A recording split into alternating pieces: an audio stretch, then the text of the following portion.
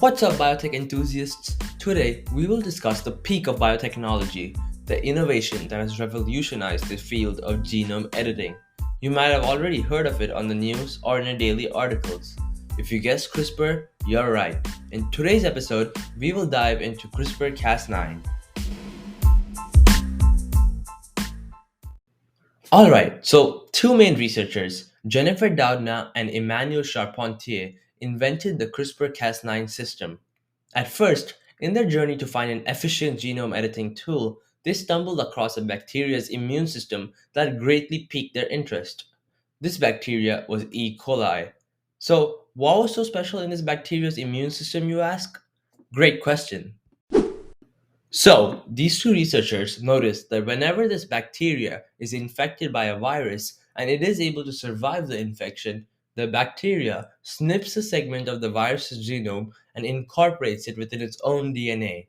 These segments are known as spacers and they are stored in the DNA between repeating segments. Now, whenever the specific viral strain enters the bacterium again, the bacterium has a special enzyme known as the Cas9 enzyme that uses the spacer as a template and cuts the virus's genetic material at that particular spacer sequence, thus killing the virus. Now, you may be asking yourself, what is so special about this, or how does it relate to gene editing?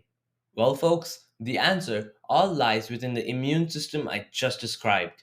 The key to genome editing in that immune system is the Cas9 enzyme and its unique ability to cut DNA or RNA at a specified location using a template sequence. Let's dive into how the researchers utilize this, shall we? As I mentioned previously, the researchers were extremely interested in the Cas9 enzyme and its ability to cut DNA at specified locations. CRISPR stands for Clustered Regularly Interspaced Short Palindromic Repeats. In simple terms, it's nothing but the spacers and the repeating sequences that surrounds them. Now, the CRISPR system itself. The first step is the design process. Researchers design an artificial RNA sequence that is complementary to the DNA segment they want to replace in the organism. Due to the availability of advanced gene sequencing technology, the design process can be done fairly quickly. Next, the researchers administered this artificial RNA, also known as guide RNA or gRNA, along with the Cas9 enzyme to the organism.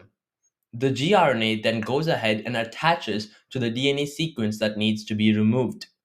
The binding of the gRNA to the DNA allows the Cas9 enzyme to then cleave off the DNA on both ends, completely removing that segment of DNA. Well, they removed the DNA, but how do they replace it? You see, the cell has extremely advanced repair mechanisms which allow it to repair that sequence. However, researchers managed to use this to their advantage. While administering the Cas9 enzyme and the gRNA, they also administer the new DNA sequence for that segment. The cell recognizes this segment as homologous or the same size as the previous segment and attaches this sequence to the DNA. The simple mechanism of a bacterial immune system has now opened up a gateway to endless new possibilities to cure diseases and infections. An example would be sickle cell anemia, which is a disease where the person's blood cell is shaped like a sickle instead of a disc, giving it lesser oxygen carrying capacity.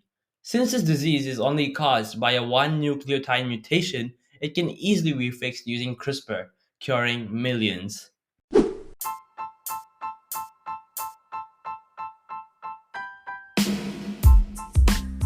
Well, that's it for today. Hopefully, you learned something about CRISPR-Cas9, and make sure you tune in next week when I will be making an episode on one of my very own ideas using CRISPR.